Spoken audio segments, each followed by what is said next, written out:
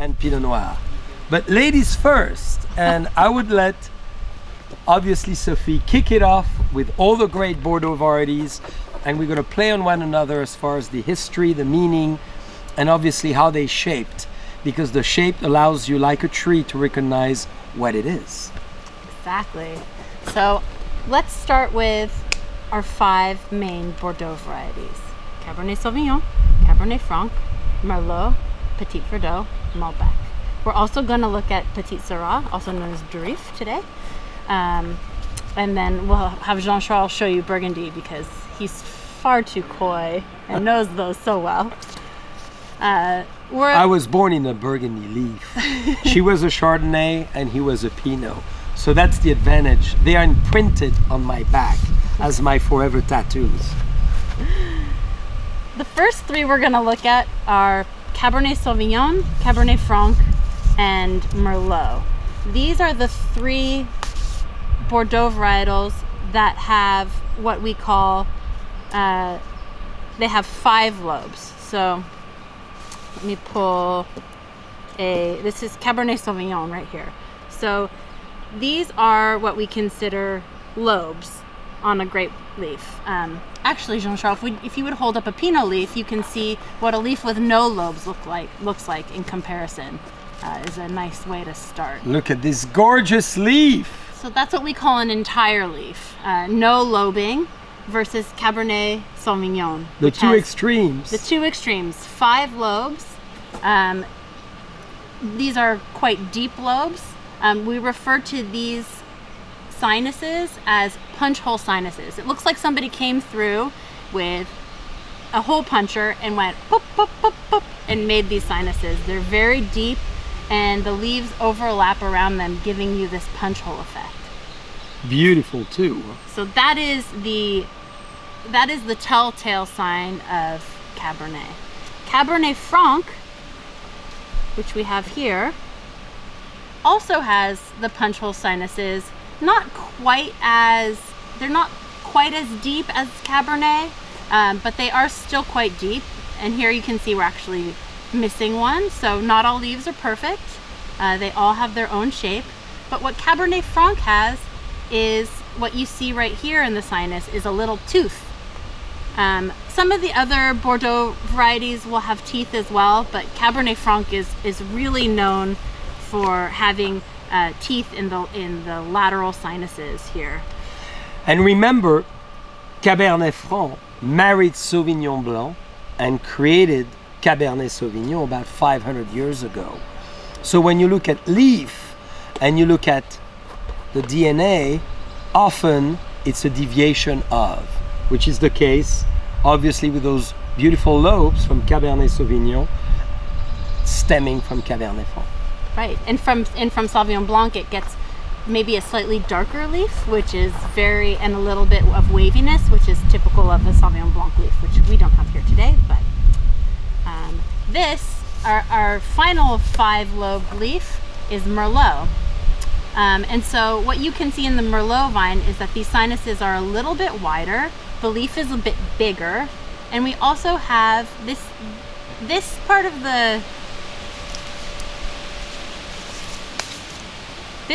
the vine that attaches the leaf to the shoot is called the petiole. So we call this sinus the petiolar sinus because that's where the petiole connects.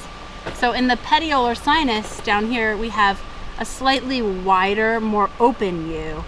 The canopy of Merlot tends to be quite dense, quite round, and quite lush compared to Cabernet Franc or Cabernet Sauvignon. So by observing Mother Nature, we can obviously identify what grapevines it is. Sometimes it's very difficult, of course, because a lot of the vitivinifera are many. As you could see, this fantastic book by Jancis Robinson, Julia Harding, and Jose Vullamos have gathered all the wine grapes in the world. This is pretty impressive, right? So when you think about recognizing instantaneously leaf, yes, you can, specifically on the big 8 that we're showing you today.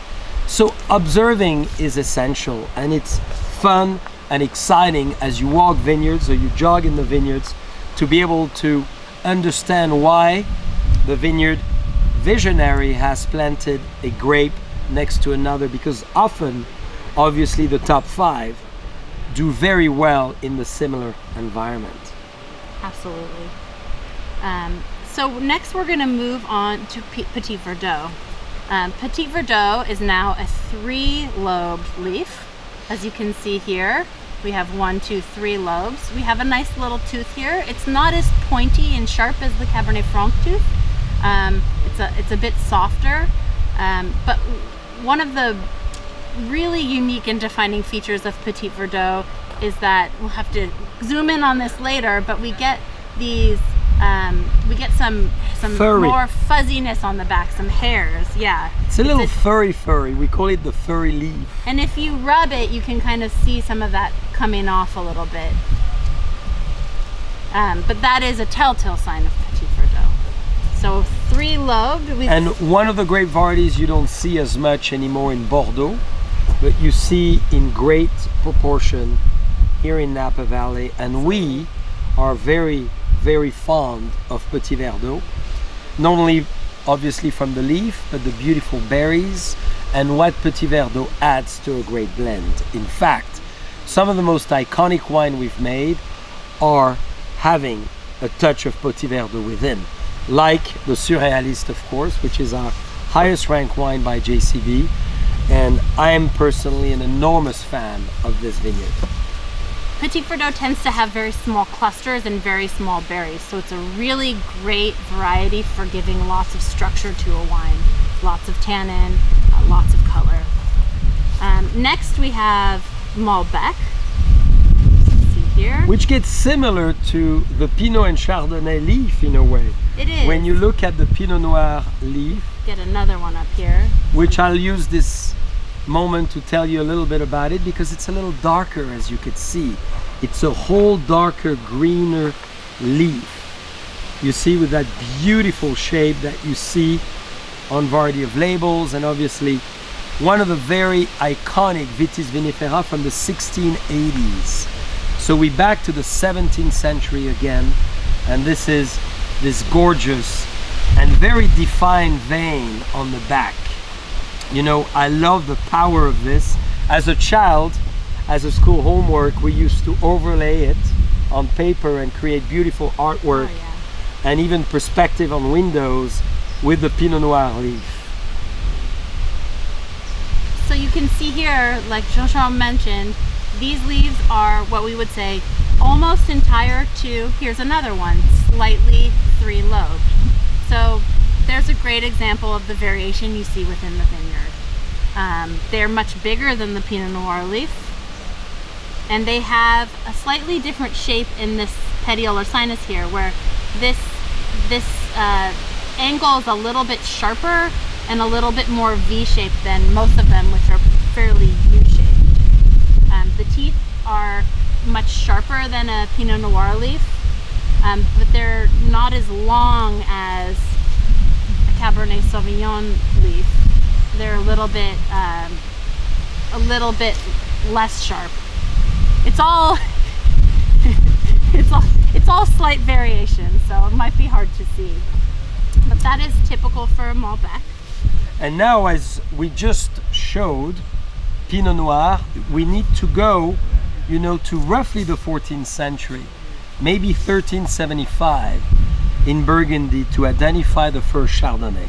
You know, very iconic, Queen or King of Burgundy. And the pet sinuses are very interesting here. And you could see, obviously, a larger opening. Maybe you want to talk, Sophie, a little bit about the different shape as you overlay Pinot and Chardonnay. So the telltale sign for Chardonnay is what we call here a naked sinus.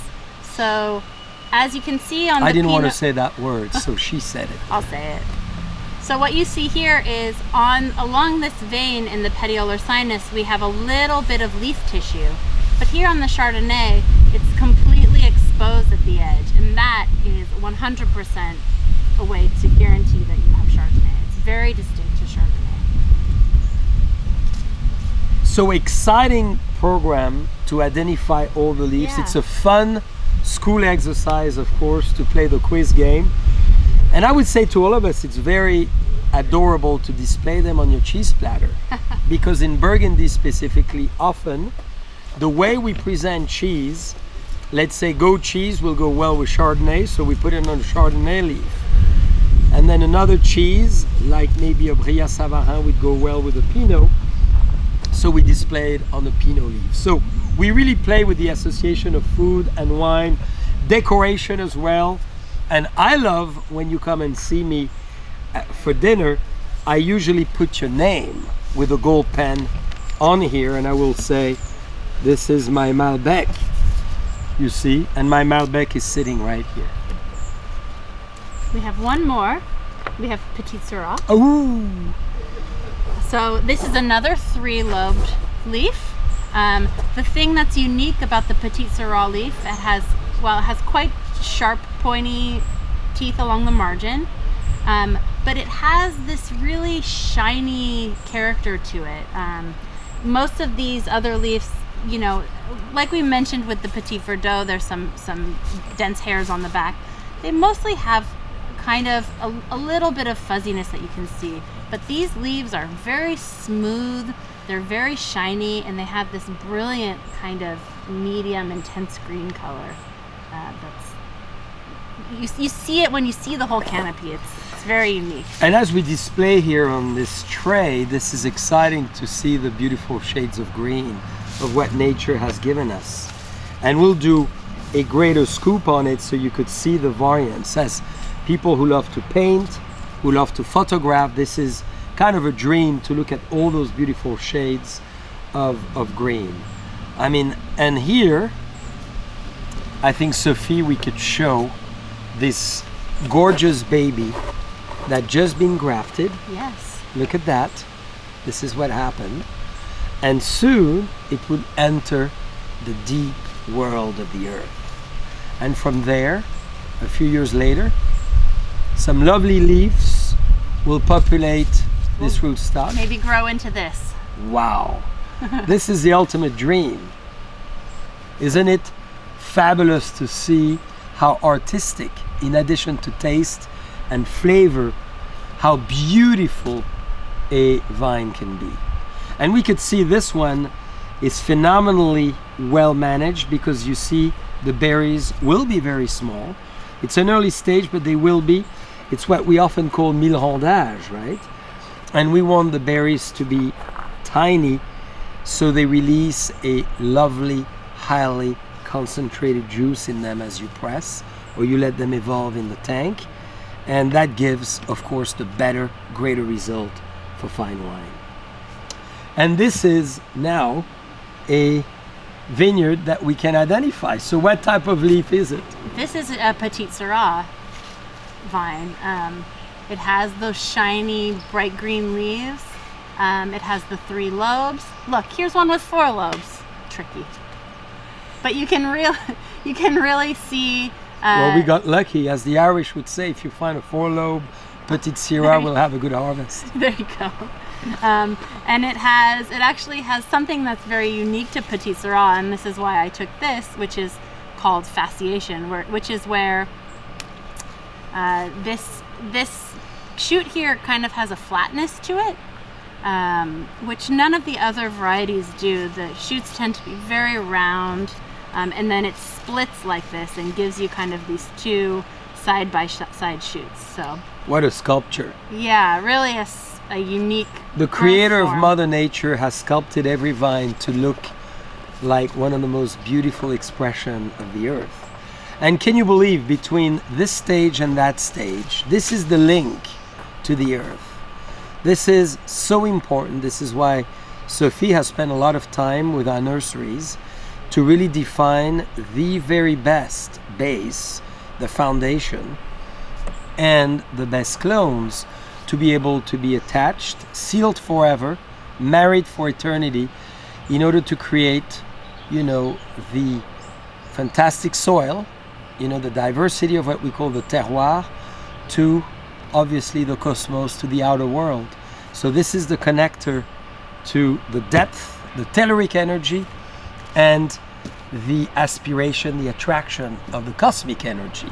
So between this beautiful piece of wood will be the connection to fantastic vineyards. And this is really the beginning of a great journey of growing grapes and learning and adapting to the different type of grape varieties.